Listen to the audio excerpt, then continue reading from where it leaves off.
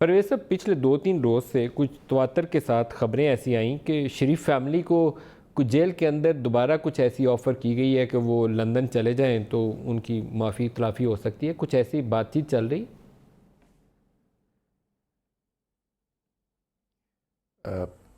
میں ندیم آپ کے سوال کے جواب کی طرف بھی آؤں گا، لیکن چونکہ آپ نے اپنا ابتدائیہ جو ہے وہ کشمیر میں ہونے والی انسانی حقوق کی جو خلاف ورزیاں ہیں اور اس پہ بین الاقوامی اداروں کی جو رپورٹس ہیں ان سے شروع کیا، تو میں 1 آدھ منٹ صرف ضرور. لوں گا کہ ہمیں گلہ یہ رہتا تھا ساری دنیا سے کہ دنیا کی ریاستیں جو ہیں وہ کشمیر کے معاملے پہ خاموشی اختیار کر لیتی ہیں اور مصلحت پسندی کا شکار ہو جاتی ہیں. ریاستوں کے کردار میں کوئی تبدیلی آتی ہے یا نہیں آتی، لیکن بین الاقوامی دنیا کے جو معاشرے ہیں، سماج جو ہیں، اس سماج نے بہت کشمیر کے المیے کو دیکھا بھی ہے، سمجھا بھی ہے اور اس کے خلاف احتجاج بھی کیا ہے. پاکستان کے لیے بہت اچھا موقع ہے کہ بین الاقوامی دنیا کے سماج میں جو اویئرنیس آئی ہے کشمیر کے حوالے سے، ہمیں اپنے بھرپور کوشش کے ساتھ اس میں اضافہ کرنا چاہیے. اور جو بین الاقوامی تنظیمیں سماج سے رد عمل لیتی ہیں، سماج سے پرورش پاتی ہیں اور سماج کی نمائندگی کرتی ہیں، ریاست کی نہیں، سماج کی نمائندگی کرتی ہیں، ان سے ہم اپنے روابط کو تیز کریں اور کشمیر کے بارے میں ان کی آگاہی کو زیادہ سے زیادہ کریں.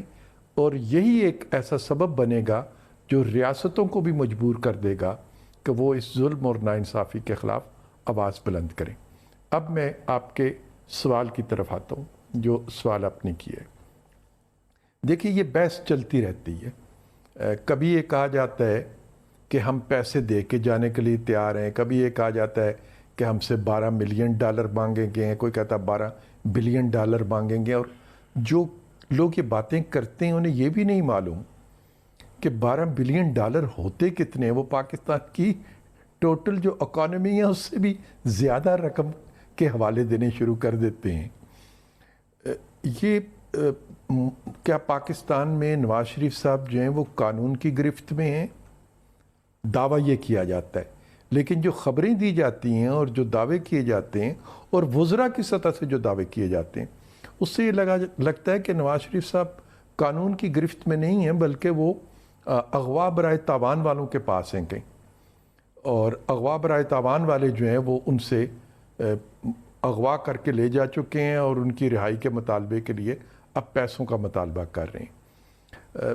مسلم لیگ نون کا ہمیشہ سے یہ موقف رہا ہے کہ ہم اپنے لیے انصاف حاصل کرنے کے لیے عدالتوں کے پاس جائیں گے. عدالتوں کے رویے پہ اور عدالتوں سے جو سلوک ہمیں ماضی میں ملتا رہا ہے اس پہ ہماری تحفظات ہیں، ہماری شکایات ہیں کہ ایک ہی قانون کے تحت ایک ہی مقدمے میں 2 معیار بنا دیے گئے. جب بنی گالہ کے منی ٹریل کا مسئلہ آیا تو بنی گالہ کے منی ٹریل کو جس طریقے سے سہولتیں فراہم کی گئیں، جس طریقے سے بار بار اس میں تبدیلیاں آتی رہیں اور ان تبدیلیوں کو مانا جاتا رہا، اس طرح کا کوئی بھی فائدہ جو ہے یا اسی معیار پہ نواز شریف صاحب کے منی ٹریل کے معاملے کو نہیں دیکھا گیا. حالانکہ بنی گالہ کا معاملہ حال کا واقعہ ہے اور نواز شریف صاحب سے اس زمانے کے حساب کتاب پوچھے جا رہے تھے جو ان کی پیدائش سے بھی پہلے کے تھے، جب وہ سیاست میں بھی نہیں تھے، اور ان کے والد محترم نے جو کاروبار کیے ان کے حساب بھی پوچھے جا رہے تھے. تو دوہرا معیار جو ہے وہ ہمیں بہت سے انصاف کے میزان میں ہوتا ہوا نظر آیا ہے. لیکن اس کے باوجود ہم کسی ڈیل کے ذریعے اپنی رہائی کبھی بھی تسلیم نہیں کریں گے. ہم عدالت سے انصاف چاہیں گے، خواہ وہ انصاف حاصل کرنے کے لیے ہمیں دیر ہو جائے، لیکن ہم عدالتوں سے ہی انصاف چاہیں گے.